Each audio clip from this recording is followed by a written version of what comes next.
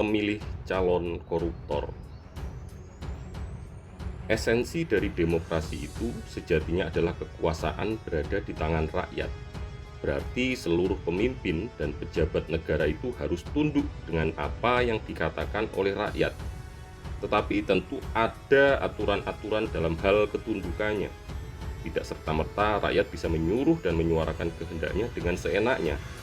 Dalam hal berdemokrasi, rakyat memiliki wakil-wakilnya yang duduk di parlemen dan mereka-mereka itu dipilih langsung oleh rakyat. Wakil rakyat adalah pilihan rakyat dan harus menyuarakan suara rakyat. Namun demikian, apakah para wakil rakyat itu benar-benar menjadi wakilnya rakyat atau hanya sekedar mengaku-ngaku wakil rakyat? Tentu saja secara konstitusi sudah diatur dan mereka-mereka yang duduk di kursi wakil rakyat adalah pilihan rakyat yang mendapat suara rakyat pada saat pemilihan umum.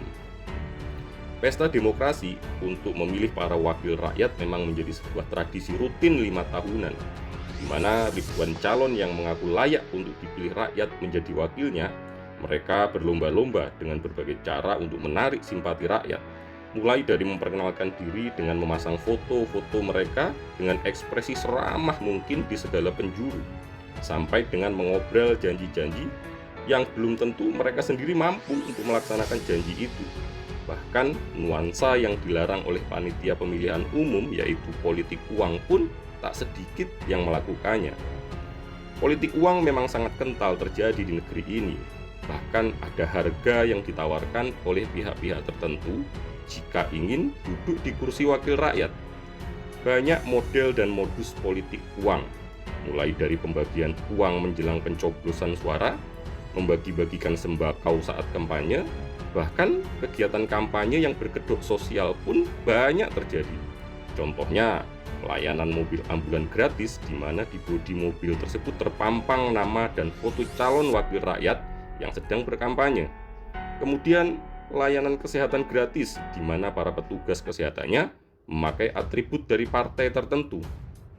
Apakah yang seperti itu bisa disebut sebagai pelayanan sosial? Ketika berbicara pelayanan sosial, tentu pelayanan tanpa syarat dan pamrih. Meskipun tidak tersurat mereka mengharuskan untuk memilih para calon yang sedang berkampanye. Namun, tentu saja mereka berharap agar dapat dipilih.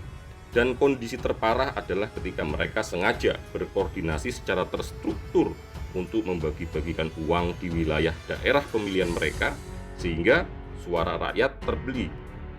Rakyat di negeri ini sudah cerdas, itulah yang sering digembar-gemborkan oleh para politisi, seolah mengesampingkan kondisi sebenarnya yang terjadi di negeri ini. Apakah benar rakyat ini sudah cerdas? Rakyat yang mana? Mungkin saja benar rakyat sudah cerdas, tapi apakah mereka cerdas secara politik?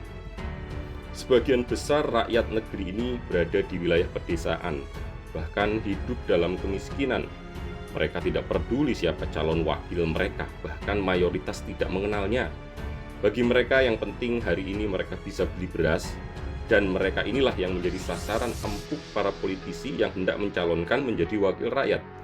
Dengan imbalan 25.000 mungkin sampai 100.000, mereka mudah untuk dirayu agar memilih wakil rakyat tertentu.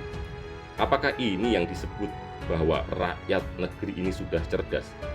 Apakah juga himbauan para politisi agar jika ada para calon wakil rakyat yang memberikan uang, maka terima saja uangnya, tapi jangan pilih orangnya? Apakah himbauan itu juga cerdas? Tentu saja tidak. Jika mau disebut cerdas, maka jangan terima uang itu dan jangan pilih kualitas orang yang semacam itu. Ketika seorang calon wakil rakyat dengan sengaja membagi-bagikan uang atau sembako atau apapun kepada rakyat dengan harapan agar rakyat memilihnya, maka itu sudah disebut sebagai politik transaksional. Dan orang yang membagikannya disebut caleg transaksional. Khusus bagi rakyat yang menerima uang atau sembako dari mereka disebut juga korban politik transaksional. Perkara apakah mereka nanti akan memilih calon wakil rakyat tersebut atau tidak.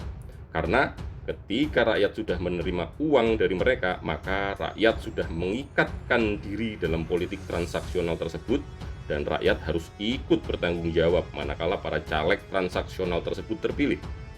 Transaksional itu ibarat bisnis. orientasinya adalah keuntungan. Jadi, ketika para pemimpin dan wakil rakyat yang terpilih karena politik transaksional, maka apapun caranya akan digunakan untuk mendapatkan keuntungan. Apalagi modal politik di negeri ini sangatlah besar, sehingga ketika mereka terpilih, maka yang akan dilakukan pertama kali adalah mencari titik balik modal. Asalnya dari mana? Tentu saja uang negara. Setelah balik modal tercapai, maka peluang selanjutnya adalah untuk mencari untung dari kekuasaan dan jabatannya. Pendidikan berpolitik bagi rakyat negeri ini begitu minim. Harusnya pemerintah dan partai politik berupaya memberikan pendidikan politik yang baik kepada rakyat. Tetapi yang terjadi adalah sebaliknya. Mereka sengaja membodohkan rakyat dengan perilaku mereka karena rakyat adalah lahan empuk untuk dijadikan korban politik demi meraih suara. Bahkan mereka menumbuhkan rasa antipati terhadap politik, sehingga banyak rakyat yang sudah tidak peduli lagi dengan politik dan tidak mau terlibat dalam pemilihan umum alias golput. Padahal yang perlu diketahui oleh rakyat adalah masa depan kepemimpinan negeri ini berada di tangan partai politik. Karena hanya partai politiklah yang berhak mencalonkan diri menjadi wakil rakyat dan juga presiden. Peran rakyat adalah sangat besar dalam menentukan siapa yang layak menjadi pemimpin-pemimpin di negeri ini.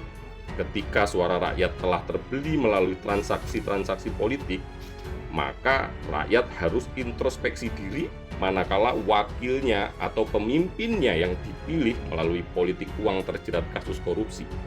Sadar atau tidak sadar, rakyat ikut serta dalam proses yang mengakibatkan wakil atau pemimpinnya terjerat sebuah kasus korupsi.